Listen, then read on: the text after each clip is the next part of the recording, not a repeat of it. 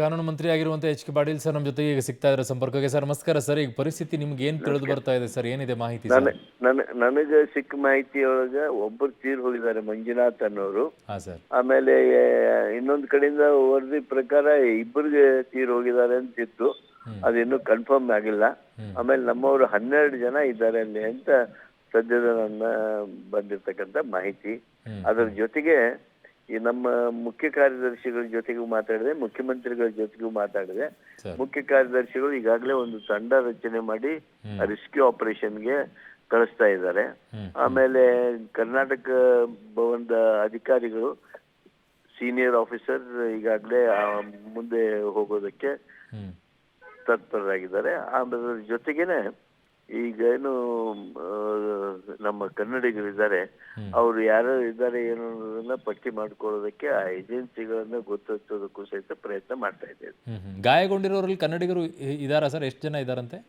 ಇದಾರಂತ್ರಿ ಕನ್ನಡಿಗರು. ತೀರ್ ಹೋದವರಿಬ್ಬರು, ಒಟ್ಟು ಗಾಯ ಆದವರು 3 ಜನ ಅಂತ ಇತ್ತು.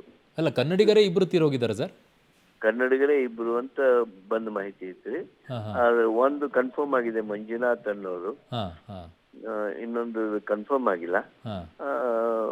ಒಟ್ಟು 12 ಜನ ನಮ್ಮ ಕನ್ನಡಿಗರೇ ಅಲ್ಲಿ ಗಾಯಗೊಂಡಿರೋದ ಸರ್? ಅಲ್ಲ ಅಲ್ಲಿರೋರು.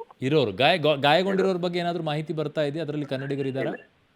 ಇಲ್ಲ, ಮೂರು ಜನ ಮಾತ್ರ ಗಾಯಗೊಂಡಿದ್ದಾರೆ. ಅದರಲ್ಲಿ ಇಬ್ಬರು ತೀರ್ ಹೋಗಿದ್ರು ಅಂತ ಬಂದ ಮೊದಲನೇ ಮಾಹಿತಿ ಆಗಿತ್ತು. ಅದರಲ್ಲಿ ಕನ್ಫರ್ಮ್ ಆಗಿದ್ದು ಒಂದು. ಈಗ ಅಲ್ಲಿಂದ ಯಾರು ಸಂಪರ್ಕಕ್ಕೆ ಸಿಗ್ತಾ ಇದಾರೆ ಸರ್? ಅಲ್ಲಿ ಯಾರು ಗಾಯಗೊಂಡಿರೋರೆಲ್ಲ? ಇಲ್ಲ, ನನಗೆ ಸಂಪರ್ಕ ಇಲ್ರಿ. ಮುಖ್ಯ ಕಾರ್ಯದರ್ಶಿಗಳು ನಮ್ಮ ಹಿರಿಯ ಅಧಿಕಾರಿಗಳ ಜೊತೆಗೆ, ಜಿಲ್ಲೆಯಲ್ಲಿ ಇರ್ತಕ್ಕಂಥ ಹಿರಿಯ ಅಧಿಕಾರಿಗಳ ಜೊತೆಗೆ ಸಂಪರ್ಕದಲ್ಲಿದ್ದಾರೆ. ಅವರೇ ಆ ಎಲ್ಲ ವ್ಯವಸ್ಥೆಗಳನ್ನ ಮಾಡೋದಕ್ಕೆ ತತ್ಪರರಾಗಿದ್ದಾರೆ.